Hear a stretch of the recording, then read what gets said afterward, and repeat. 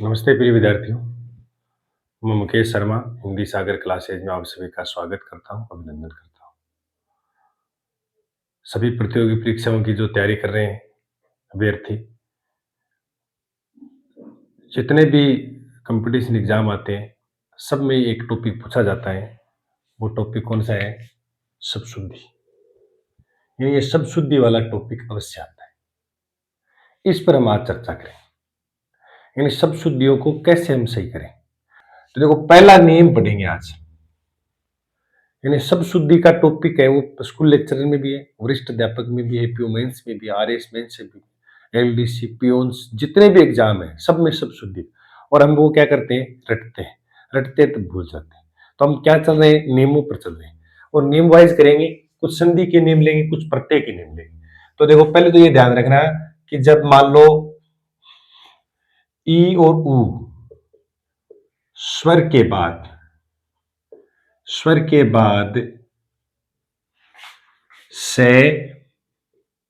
से आए तो वहां से आने पर ही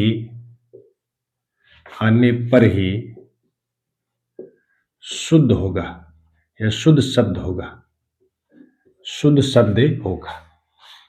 एक बात तो ये याद रखें, कहने का मतलब ये है कि अगर मान लो ई और ऊ आता है, उसके बाद से कौन सा आएगा? ये से लिखा होगा, तो ध्यान रखना षटकोण वाला यानी मूर्धन्य से ही सही होगा। फिर लिखो निम्नलिखित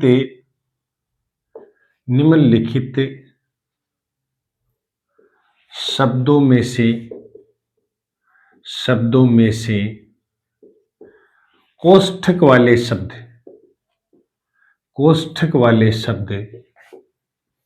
शुद्ध है।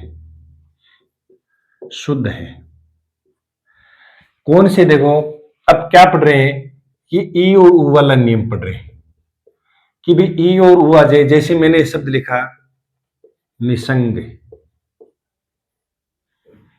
जैसे मैंने शब्द लिखा अनुसंग, जैसे शब्द लिखा प्रतिषेध, जैसे शब्द लिखा मान लीजिए सुषमा, जैसे शब्द लिखा विशद, जैसे शब्द लिखा सुषुप्त, इनमें से आप पूछा जाता है कि शुद्ध शब्द कौन सा है। तो देखो, ये सारे अशुद्ध शब्द हैं, क्योंकि ई और ऊ, देखो ये ई है, ये ऊ है, ई है, फिर ऊ है, फिर ई है, फिर ऊ है। इनके बाद स्लेट वाला से आ गया, यानी दंते से आ गया, तो अशुद्ध है। शुद्ध करके जो कोष्ठक में दिया गया है, वो देखो कोष्ठक में लिख रहा हूं मैं शुद्ध करके, निसंग, अनुसंग। आगे पढ़ेंगे, अनुसंग में एक प्रत्यय जोड़ेंगे कैसे बनेगा। फिर देखो आगे निषेध, सुषमा, विशद, इंपॉर्टेंट शब्द है विशद, हलंत कर ले इसको विशद में। और उसके बाद लिख लें सुषुप्त। क्या हो रहा है? देखो, ऊ और ई के बाद षटकोण वाला से आ रहा है, बस यही तो पढ़ रहे हैं। फिर देखो आगे, जैसे मान लो परिषद, इनमें से शुद्ध होगा तो क्या होगा? परिषद। फिर आगे चलें तो और भी हम शुद्ध शब्दों के बारे में जाने, तो मान लो सुष्मिता शब्द है, इसका शुद्ध क्या होगा? सुष्मिता। हम ये जान पा रहे हैं कि ई और ऊ के बाद षटकोण वाला सही आएगा। ठीक है, फिर देखो, फिर आगे लिखो निधन, निष्णात, लिखो निष्णात, और स्लेट वाला से लिखे इसमें निष्णात। शुद्ध क्या होगा? षटकोण वाला से आएगा, निष्णात।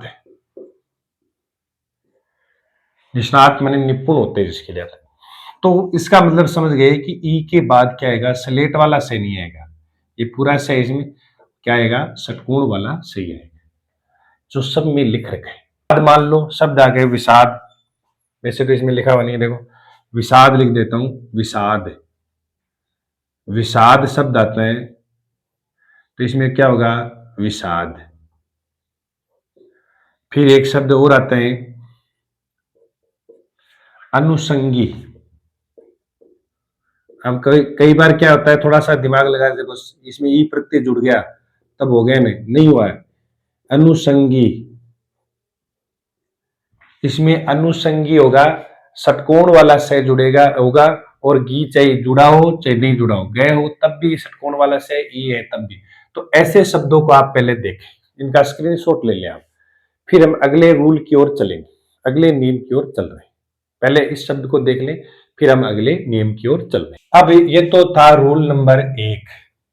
मान लो नियम नंबर 1 नंबर नियम हमने पढ़ लिया। वर्तनी अगर शुद्धि सही करनी है, मान लो शब्दों को सही लिखना ही है और सीखना ही है, तो ऐसे नियम देख लिया। ऐसे नियम देखोगे तो आप 98% शब्दों को शुद्ध लिख सकते हो, 100% भी शुद्ध हो सकते हैं। यानी 98% में आप ऐसा लगेगा कि अब हम शुद्ध शब्द कर सकते, कोई दिक्कत नहीं आएगी। दूसरे रूल की ओर चलते हैं, यानी दूसरा नियम जो पढ़ते हैं वो क्या करें, देखो नियम नंबर 2। ये ऐसे नियम याद रखेंगे तो बहुत जल्दी याद रहेगा। क्या है, देखो जब किसी मूल शब्द में, जब किसी मूल शब्द में ये, इसमें एल लेते, ए, फिर ये, फिर छोटी ई, फिर बड़ी ई, फिर इक, फिर ए, फिर आयन,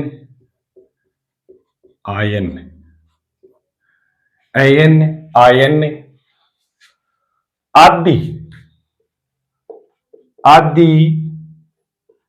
अपत्यवाचक,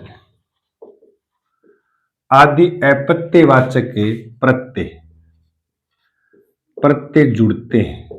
अपत्यवाचक माने संतान सूचक जुड़ते हैं, तो उससे मूल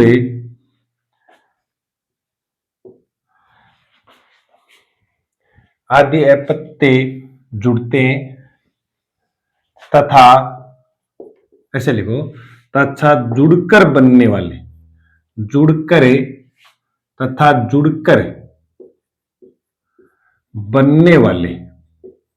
जुड़कर क्या होगा, बनने वाले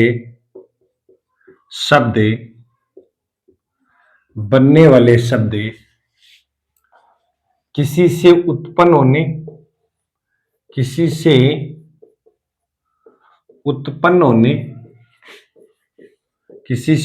होने या संतान सूचक का बोध कराते हैं,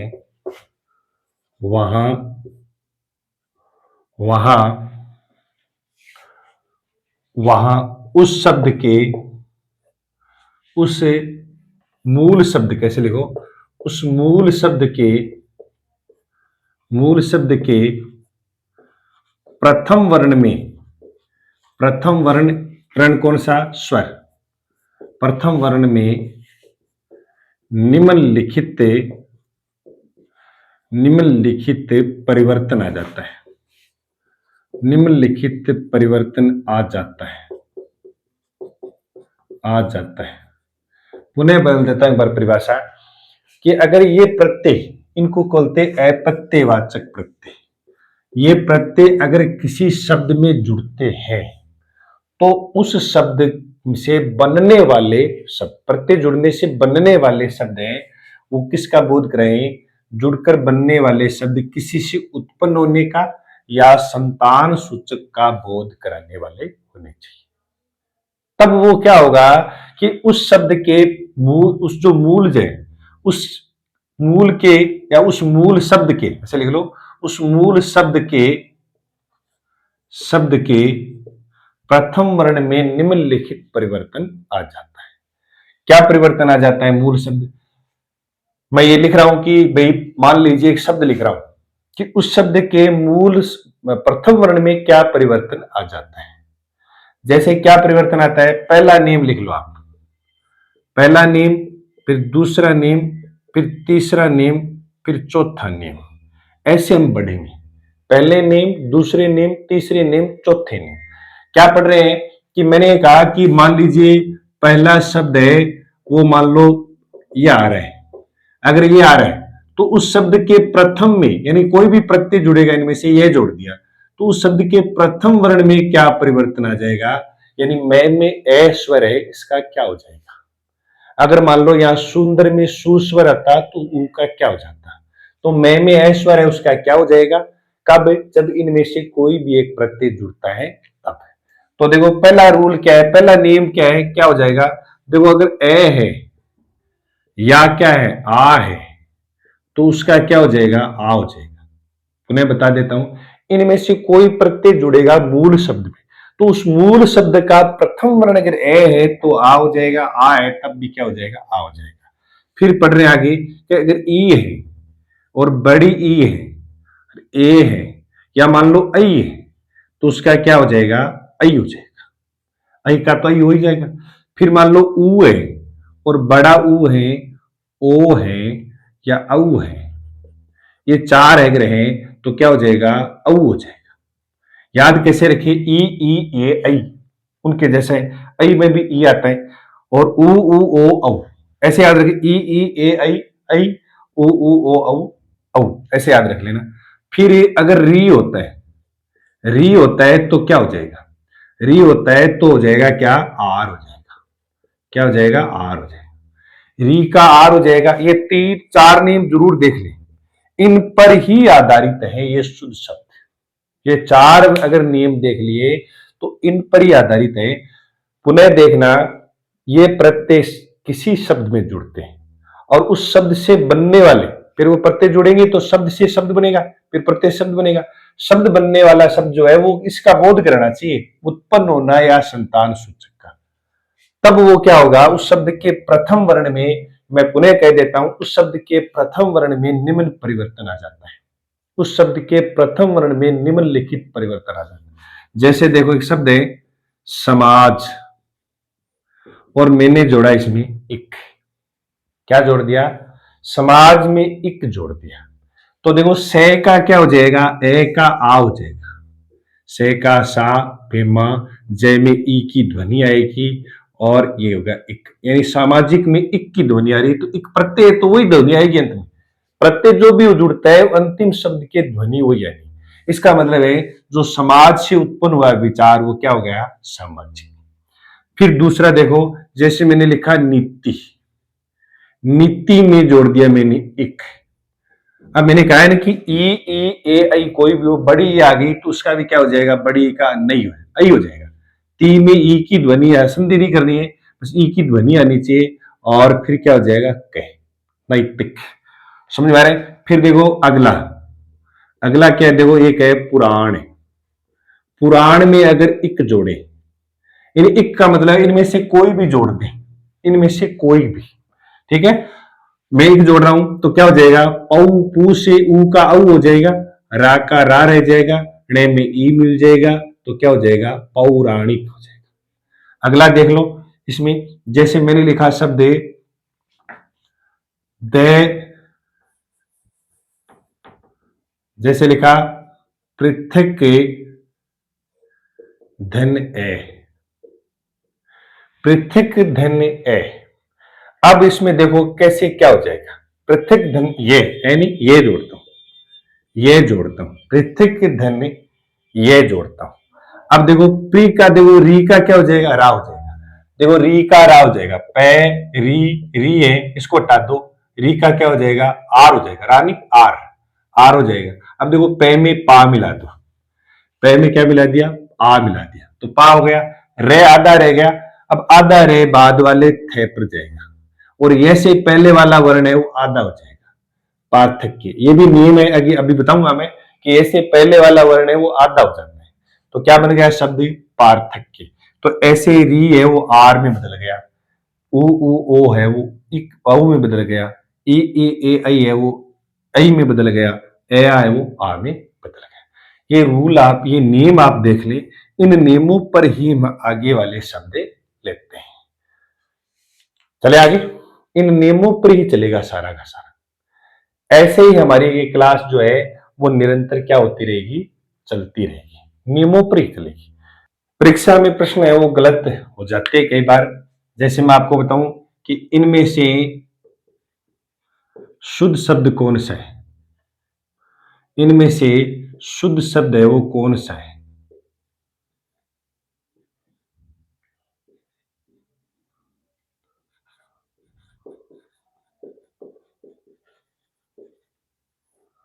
इनमें से शुद्ध शब्द कौन सा है, ऐसे मान लो आ जाए, या शुद्ध नहीं है तो शुद्ध कैसे लिखे। तो देखिए इनमें से शुद्ध शब्द है वो कोई सा भी नहीं है, तीनों ही क्या है, अशुद्ध शब्द है। अब क्यों अशुद्ध है वो आगे बताऊंगा। यानी कहने का मतलब है देखने में लग रहा है सिंचित है, प्रफुल्लित है, हतोत्साहित है, लेकिन रूल इसका नियम पढ़ेंगे तब जाके क्लियर हो जाएगा। सब में इत जुड़ा हुआ है, इत प्रत्यय ऐसे संस्कृत शब्दों में नहीं जुड़ता है, इसलिए सिंचित न होकर क्या होता है, सिक्त होता है। बता रहा हूं मैं कि शब्द ऐसे पूछे जाएंगे, रूल पर तो हम उस नियम में चल ही रहे हैं। और इसमें इत प्रत्यय ने जुड़कर क्या होता है, प्रफुल्ल होता है। हतोत्साहित न होकर क्या होता है, हतोत्साह होता है। इसका मतलब है इनमें इत प्रत्यय नहीं जुड़ता है। ऐसे बहुत सारे शब्द हैं, जैसे एकत्रित नहीं होता है, एकत्रित लब्ध प्रतिष्ठित नहीं होता है, इत वाले बहुत सारे शब्द आएंगे और उनका नियम पढ़ेंगे, ऐसे नियमों को जानेंगे।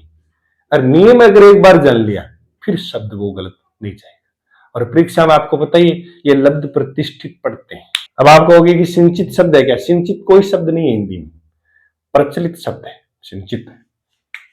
तो देखिए अगला नियम जो जो अभी पढ़ रहे थे कि ये प्रत्यय हो जाता है, तो एक इनका ये हो जाएगा।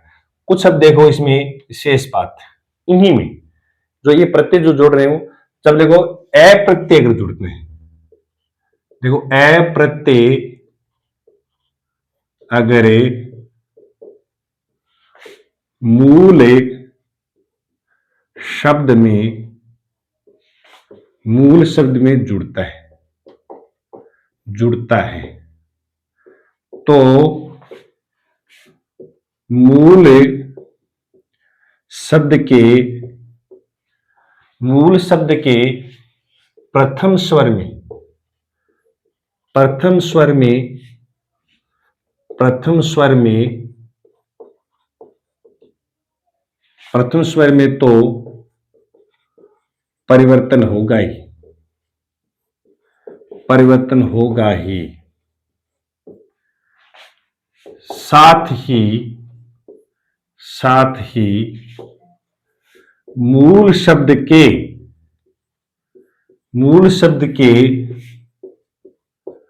अंतिम वर्ण में, मूल शब्द के अंतिम में ऐसा लिखो, मूल शब्द के अंतिम में ऊ, देखो छोटा ऊ है ये, ऊ छोटा लिखा है मैंने, छोटा ऊ है ये, ऊ स्वर आता है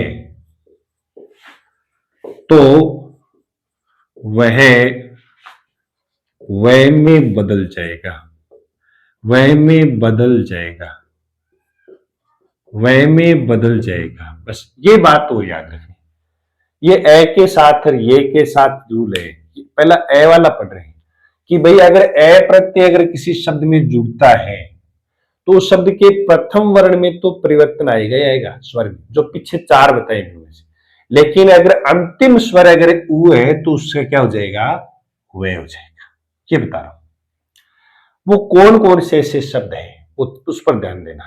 बाकी सामान्य शब्द है, कोई दिक्कत नहीं। ऊ के अलावा अगर कोई सामान्य शब्द आते हैं तो कोई दिक्कत नहीं आएगी, लेकिन अगर ऊ आता है तो वो वह में बदलेगा। कैसे बदलेगा वो देखना। जैसे मैं आपके सामने शब्द लिख रहा हूं, जैसे एक शब्द है रघु, जैसे शब्द है मन्नू, जैसे शब्द है दन्नू, जैसे शब्द है गुरु, जैसे शब्द है मधु, इन सब में क्या आ रहा है, अंत में ऊ आ रहा है। अंत में क्या आ रहा है, ऊ आ रहा है। इनको एक बार समझ ले, फिर प्रश्न गलत नहीं जाएगा। इसके अंत में क्या आ रहा है, ऊ आ रहा है। तो देखो क्या करना है, हमें पहले वाले स्वर में अगर ए आ रहा है तो उसका आ कर दिया। अब घे इसमें ऊ आ रहा है तो घे का तो घे लिख दो, ऊ वे में बदलेगा, आधे वे में, उसमें ए स्वर मिला दो, ध्वनि ए की आएगी, शब्द क्या बनेगा, रागा। दूसरा देखो वही नियम है, पहला वाला नियम, अगर ए आता है तो आ कर दो, नहीं मैक में आ है, ए है तो आ कर दिया, ने का ने लिख दिया, वह ऊ जाएगा आधे वे में, वो फिर ए स्वर मिला देंगे, शब्द बनेगा क्या, मानव। शब्द क्या बन गया, मानव। ऐसे देखो शब्द है दन्नू, दन्नू में बनाएंगे तो दे का तो दा हो गया, ने का नू में ने निकल गया, ऊ वे में बदलेगा, वो भी आधे में, उसमें क्या मिला देंगे, ए मिला देंगे, तो पूरा हो जाएगा तो दाना। ऐसे ही देखो इसमें गुरु लिखा हुआ है, गु में ऊ आ रहा है, ऊ वाला नियम देखो 3 नंबर वाला, अगर ऊ आ रहा है तो वो औ में बदलेगा, और ये इसमें रह है और ऊ बदलेगा आधे वे में, आधे वे में ए मिला देंगे, शब्द क्या बना, गौरव। अगला देखो कि मधु लिखा हुआ है और इसमें मैं का तो मा हो जाएगा, ध लिखा ही जाएगा, ऊ वे में बदलेगा आधे में, उसमें ए मिला देंगे, क्या बना, माधव।